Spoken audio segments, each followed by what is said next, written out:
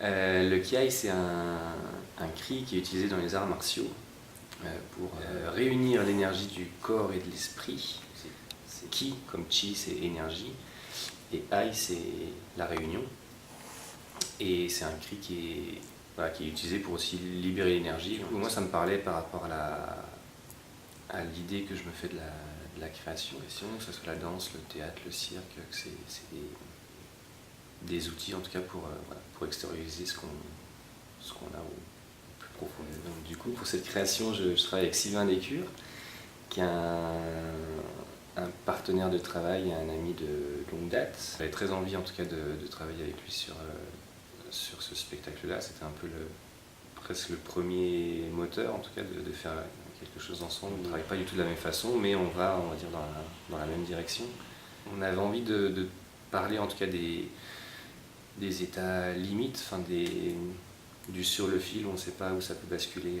C'est Sylvain Descures qui m'a fait découvrir le livre L'homme qui prenait sa femme pour un chapeau. C'est Oliver Sacks qui a écrit le livre, qui est un neuropsychiatre qui a suivi des personnes atteintes de problèmes neurologiques et qui les transforme dans leur corps.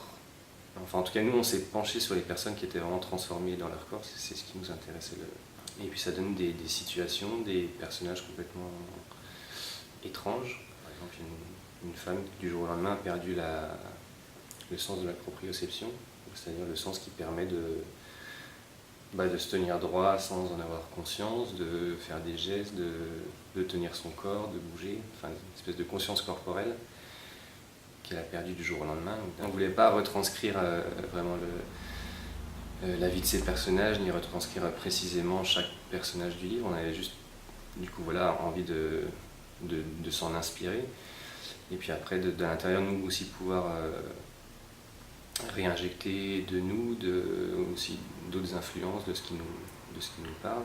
Et ben il y a des influences, moi je suis vraiment on est tous les deux des artistes issus du cirque, donc il y a un réel fond, une base de cirque, avec beaucoup d'autres influences, une grosse influence de la danse. Moi j'ai toujours oscillé un peu entre cirque et danse.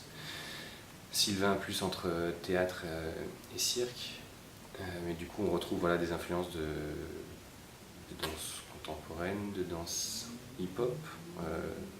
On parle de théâtre physique parce qu'on n'est pas du tout dans les mots, on est plutôt dans le corps, mais il y a une théâtralité en tout cas au plateau.